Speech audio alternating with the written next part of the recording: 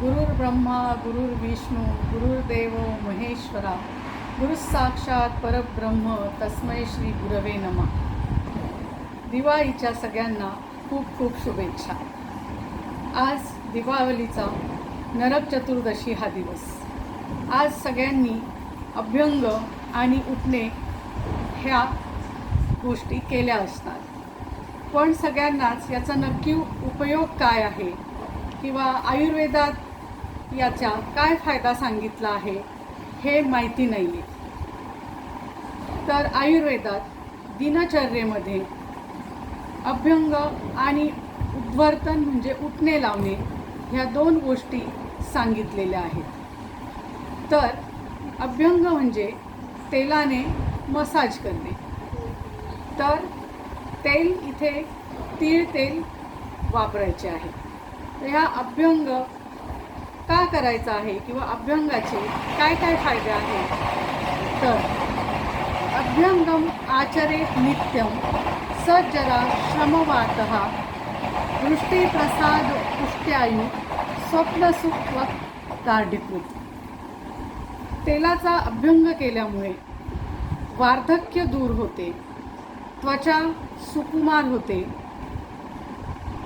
आपले शरीर दृढ होते म्हणजेच टोंड होते आणि झोप चांगली येते. आपली दृष्टी म्हणजेच विजन इम्प्रूव्ह होते आणि आयुष्य वाढते. तर अभ्यंगाचे इतके महत्त्वाचे फायदे दिनचर्येमध्ये आयुर्वेदाने वर्णिले आहेत. आणि अभ्यंग हा फक्त दिवाळीपुरता मर्यादित न ठेवता आता पुढे हिवाळा सुरू होणार आहे, तर ज्यांना शक्य असेल त्यांनी रोज अभ्यंग करा. ज्यांना खूप धावपळीमुळे शक्य नसेल त्यांनी आठवड्यातनं एकदा तरी करा. आणि याच्यावरही आयुर्वेदात शॉर्टकट सांगितले आहे की तुम्हाला पूर्ण शरीराला अभ्यंग करायला जमत नसेल तर शिरश्रवण पादेषु तम विशेषेण शीलये. म्हणजेच शिर म्हणजे डोके, श्रवण म्हणजे कान आणि तुमचे तळपाय यांना जरी तुम्ही अभ्यंग केला तरी तुम्हाला अभ्यंगाचे सगळे फायदे मिळतील. तर असा हा अभ्यंग हिवाळ्यात सगळ्यांनी जरूर याचा लाभ घ्या. दुसरी गोष्ट म्हणजे आपण आज जी केली ती म्हणजे उठणे लावणे.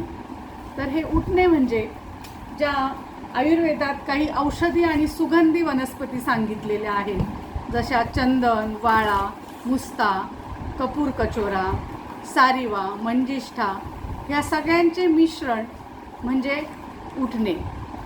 उठणे लावणे यालाच आयुर्वेदात उद्वर्तन असे म्हणतात, कारण ते वरच्या दिशेने लावायचे आहे. तर ह्या सगळ्या जे चूर्ण किंवा पावडर आहे याच्यात दूध मिक्स करून मग ते पूर्ण शरीराला अभ्यंगाच्या नंतर लावायचे आहे. तर ह्या उठणे लावण्याचे काय काय फायदे आहेत. उद्वर्तनम कफहरम मेधसः प्रविलापनम स्थिरीकरण अंगानाम त्वक प्रसाद करम परम. म्हणजेच उठणे लावल्याने कफ आणि मेद कमी होतात. शरीरात कफ वाढला असेल, मेद म्हणजेच तुमचं वजन वाढलं असेल, फॅट वाढलेलं असेल, ते कमी होण्यास मदत उठण्याने होते. दुसरं म्हणजे तुमचं शरीर दृढ होते, म्हणजेच तुमची बॉडी टोंड होते.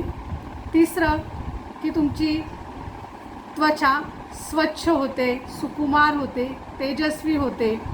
तर असे फायदे ह्या उठण्याचे आहेत. तर म्हणून अभ्यंग आणि हे उठणे लावणे हे हिवाळ्यात तुम्ही रेग्युलर करा, तर हे फायदे तुम्हाला सगळे मिळतील. तर आयुर्वेदात सांगितलेल्या ह्या गोष्टींचा तुम्ही सगळे नक्कीच फायदा घ्या. धन्यवाद.